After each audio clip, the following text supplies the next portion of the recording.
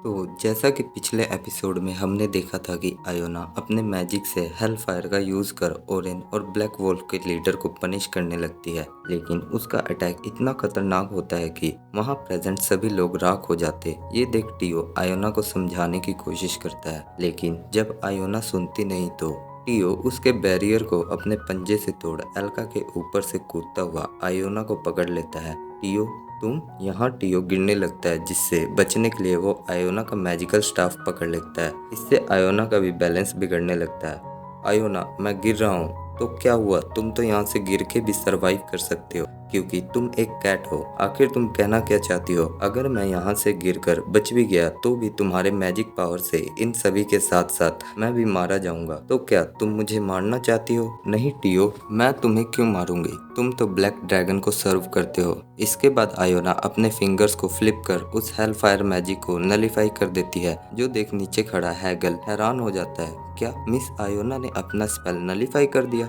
आज तक कोई भी मिस आयोना के गुस्से को रोक नहीं पाया। क्या सचमुच ये येलो कैट ब्लैक ड्रैगन को सर्व करता है? पर ये तो एक ऑर्डिनरी बिल्ला है। तभी एल्का आकर टियो से पूछता है, क्या तुम ठीक हो टियो? थैंक यू एल्का, अगर तुम ना होते तो मैं आयोना के पास पहुंच ही नहीं पाता। फिर आखिरकार मैं अपने 1000 डंजन कॉइन्स खोते खोते बचा। तो क्या तुमने सचमुच उन तुच्छ से 1000 कॉइन्स के लिए ये सब किया? ये बात नहीं है आयोना, मैं तो उनके इस हरकत से उसे काफ़ी बड़ी कीमत चुकाने पर मजबूर करने वाला हूँ।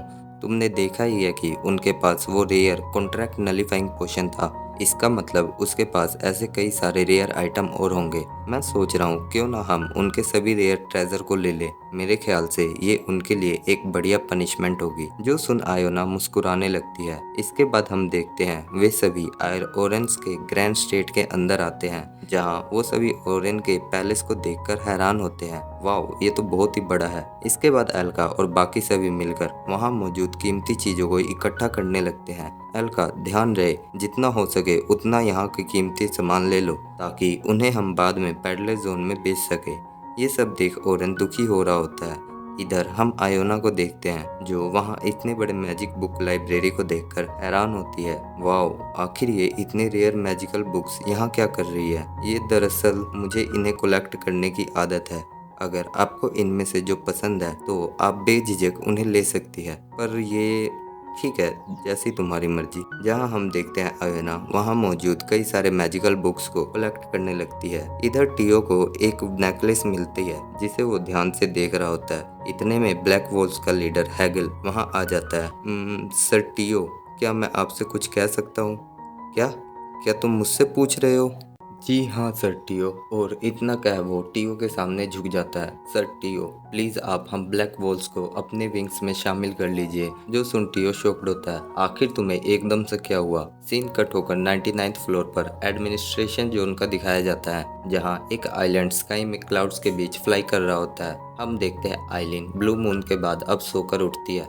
अरे वाह, कल रात से मैं अच्छे से सो पाई। इतनी अच्छी नींद के बाद अब तो मैं खुद को रिफ्रेश फील कर रही हूँ। चलो देखो तो सीजन और बाकी सभी क्या कर रहे हैं। वो जैसे ही अपने मैजिकल क्रिस्टल को समन करती है तो हम देखते हैं वो रेड कलर का हो गया होता है, जिसको टच करते ही आइलिन के सामने कई सारे ब्लू और रेड कलर्स के नोटिफिकेशन पॉपअप होने लगते हैं। जहाँ आइलिन 1000 मैसेजेस को देखकर हैरान होती है। ओह, मैंने बस एक दिन इसे टच नहीं किया तो मेरा इनबॉक्स इतनी जल्दी इतने सारे मैसेजेस से फिल हो गया। इसके बाद वो सभी मैसेज को डिलीट कर देती है और ये करने के बाद वो क्रिस्टल बॉल से अपने एडमिनिस्ट्रेटर टावर के आसपास के इलाके को इंस्पेक्ट करती है।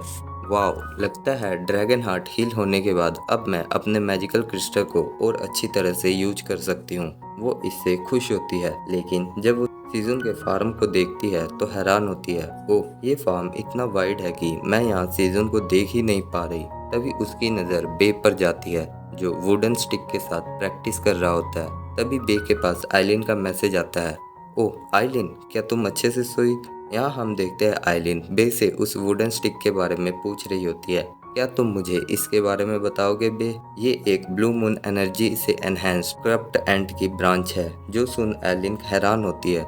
मुझे नहीं पता था कि करप्ट एंड ब्लू मून के टाइम तुम्हारे फार्म पर इस तरह इन्वेंट करेंगे। वैसे तुमने उन सभी से कैसे डील किया? जो सुन बे एक्साइटेड होकर आइलिन के दिए हुए स्टैचू और उसके ग्रैंडपा की स्टोरी बताता है। जो सुन आइलिन पहले तो हैरान होती है, लेकिन ग्रैंडपा के बारे में जानकर वो खुश हो जाती है। इधर हम हेगल और टियो को देखते हैं, जहाँ हेगल अभी भी टियो से बार बार उनके अपने विंग में शामिल होने के लिए रिक्वेस्ट कर रहा होता है। हम ब्लैक वोल्व्स काफ़ी समय से ब्लैक ड्रैगन्स को वर्शिप करते आ रहे हैं, इसलिए अगर हम आपके यानी ब्लैक ड्रैगन के एसोसिएट के लिए काम करेंगे तो इससे हम द ग्रेट ब्लैक ड्रैगन के ग्रेटनेस के और ज़्यादा महसूस कर पाएंगे और उनके काम आ सकते हैं। प्लीज़ आपके साथ काम करना हमारे ट्राइब के लिए एक ऑनर की बात होगी। जो सुन टियो कुछ सोचने लगता है, लेकिन वो उसे मना कर देता है, जिस पर हैगल हैरान होता है। पर ऐसा क्यों सर टियो? क्योंकि तुम अपने मिशन में फेल हो गए और मिस आयोना को भी तुमने गुस्सा दिला दिया, और मैंने ये भी सुना है कि तुम किसी काम में अच्छे नहीं हो, इसलिए मुझे ऐसे नकारा एम्प्लॉयज की कोई ज़रूरत नहीं। पर सर टियो, अगर आप ऐसा कह रहे हैं तो आपने तो ओरेन को भी अपना एम्प्लॉय बना रखा है, जो हमारे से भी बेकार है, तो फिर क्या आप हमें क्यों मना कर रहे हैं? एटलीस्ट ओरेन के पास मनी तो है, इसलिए वो हेल्पफुल है। इसके बाद टियो एल्का से उसके द्वारा इकट्ठे सारे सामान को विलेज के लोगों में बांटने को कहता है। तभी हेगल उससे फिर से ज्वाइन करने को पूछता है, जिस पर टियो उस पर गुस्सा होता है और कहता है, मैं कुछ दिनों तक इसी टाउन में रहने वाला हूँ। इन दैट टाइम तुम जाओ और कुछ ऐसा करो जो मुझे अच्छा लगे। अगर तुमने अपने काम से मुझे इम्प्रेस किया तो मैं पक्का तुम्हें और तुम्हारे ट्राइब को अपने विंग में शामिल कर लूंगा।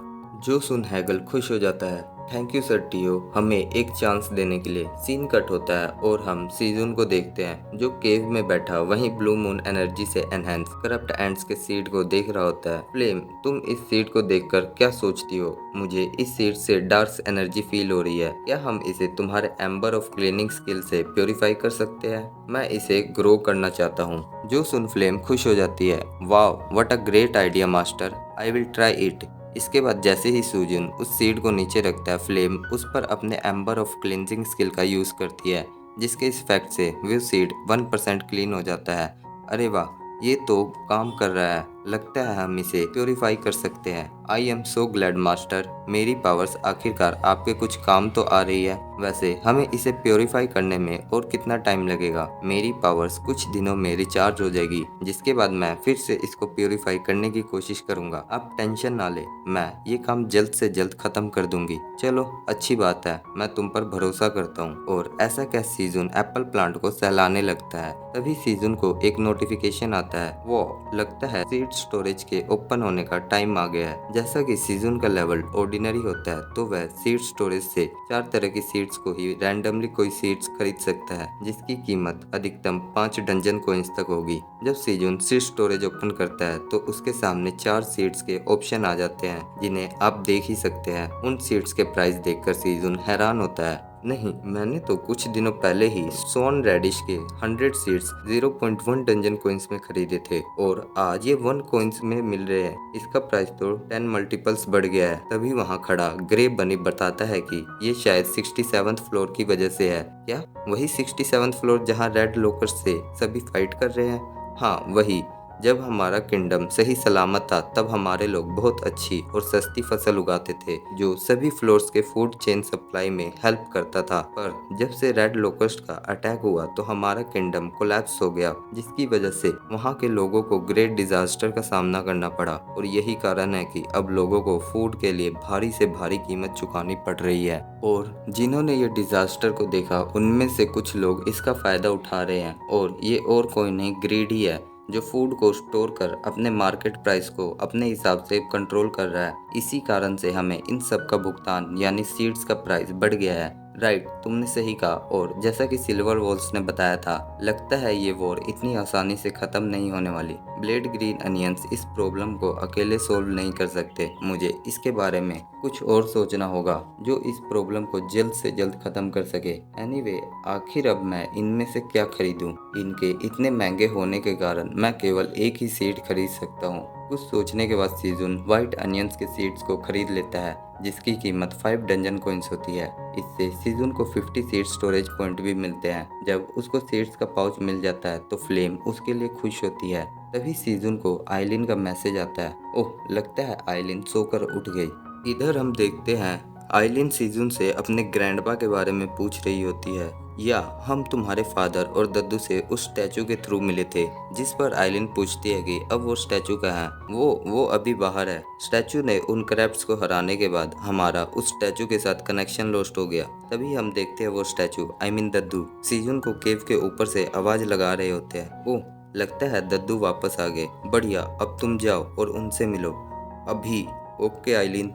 इसके बाद सीजन जल्दी जल्दी ऊपर जाने लगता है, जिसे देख दद्दू हेलो बोलते हैं। लेकिन जैसे ही सीजन उन्हें हेलो बोलता है, उसके सामने आइलिन के कई सारे नोटिफिकेशन आने लगते हैं जो अपने दद्दू को बुला रही होती है। आइलिन प्लीज स्टॉप, मुझे कुछ दिख नहीं रहा। जिसकी वजह से सीजन का पैर स्लिप कर जाता है और वह उस रोप से गिरने लगता है, जिस पर दद्दू उसकी टांग पकड़ लेते हैं और उसे बचा लेते हैं। जब वो सीजन को बाहर निकालते हैं तो स्टेटस विंडो देखकर पूछते हैं, क्या ये आइलिन के स्टेटस विंडो है?